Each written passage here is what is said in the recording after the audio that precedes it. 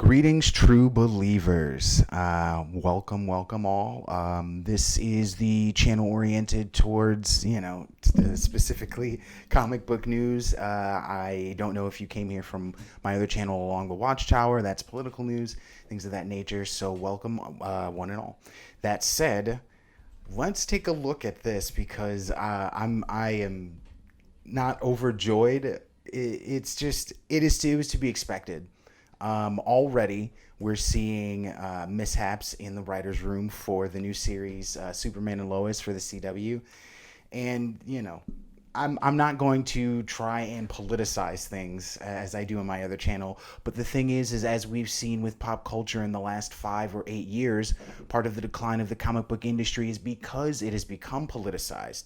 And I mean, with cancel culture going after everything from Uncle Ben's Rice to Paw Patrol, you can be, damn sure that comic books, got caught up into it. I don't know if any of you are familiar with like Comicsgate, and this is whole thing where the idea of representation in comic books is being like suppressed. And so what ends up happening is, comic book companies like Marvel and DC try and forward projects that are more representative, and they end up flopping because they have terrible stories and the characters.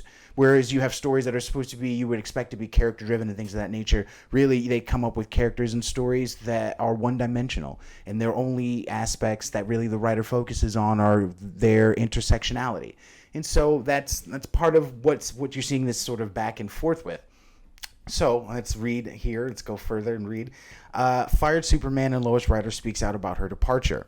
Superman and Lois recently began filming after a long production delay. However, one of the show's writers, Nadria Tucker, has revealed that she has been fired from the series.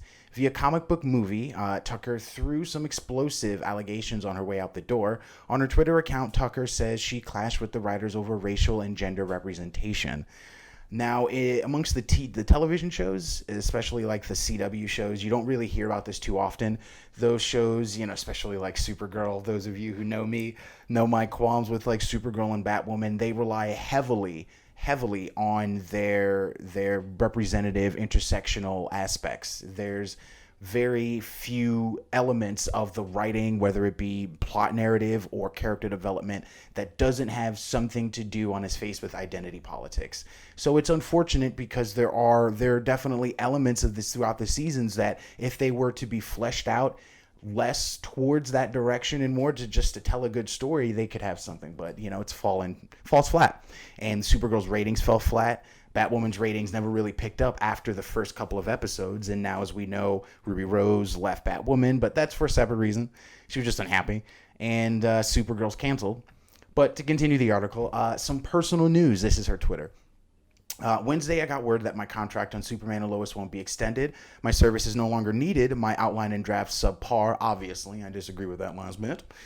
This after months of me flagging Me Too jokes in dialogue. Of me defending the Bechdel test, of me fighting to ensure the only black faces on screen aren't villains, of me pitching stories for female characters. There's one in the title of the series that went ignored. If I sound bitter, that's because this one stings.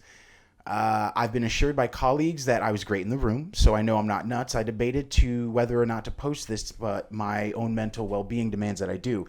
The only way shit changes is to expose it. Real talk. Now, the Bechdel test, for those of you who may not be familiar, is a test.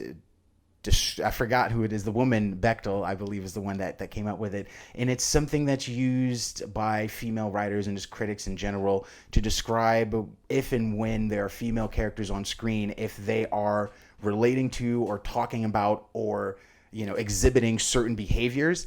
If you pass the Bechdel test, then you're supposed to have like healthy female representation. And if you don't, then you don't. Right. And I believe, if I can recall off the top of my head, it's one of those things like scenes with females always have the females talking about a male. Right. If that's the case and you're whatnot, that's you not passing. It's one of the elements of the Bechdel test. And so that's actually understandable, and I think that actually works on all elements. We can look at blaxploitation films and just black characters and actors in general in most movies. We can look at white male representation in most movies and in different types of genres of movies.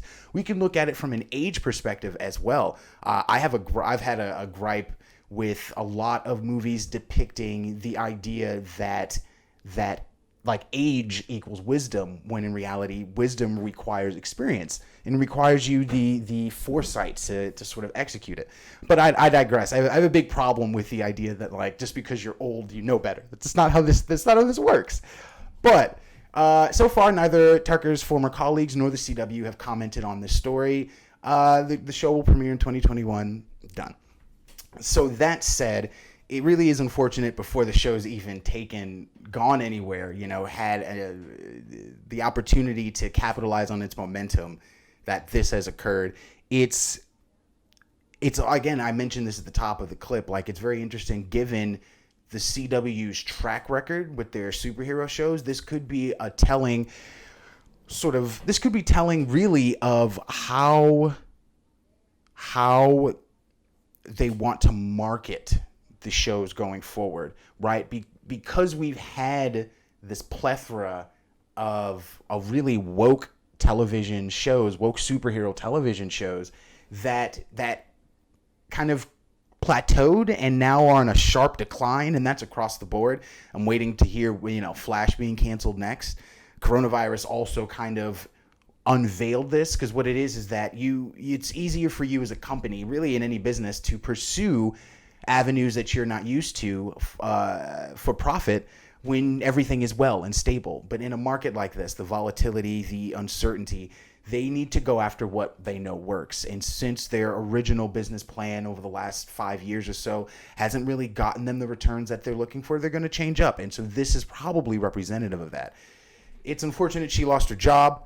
However, if fans don't want the woke stuff, what are you supposed to do as a manager, from a managerial perspective? From a writer's perspective, my argument has always been the same. You can tell stories of representation and of intersectionality and have them be good. For some reason, though, we keep getting this dumpster fire here, this plethora of tales that really aren't tales. They almost act as mouthpieces, as vehicles for the writer's own political ideology or personal perspective, which, like all writers, really any artist, injects their own, subjective like understanding and empathy into their work.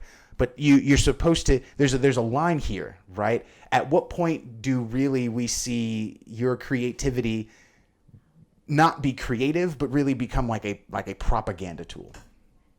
And that's really just kind of how I feel about it. There's a way to tell a story that has parables and concepts and ideas, and then there's a way to try and jam an idea that someone's throat forcefully that really is depictive of you not wanting to tell a good story and have a sort of reflective attitude from it, but to really just kind of relay a message, like a PSA.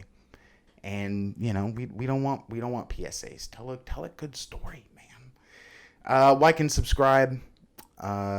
Do and be well to each other.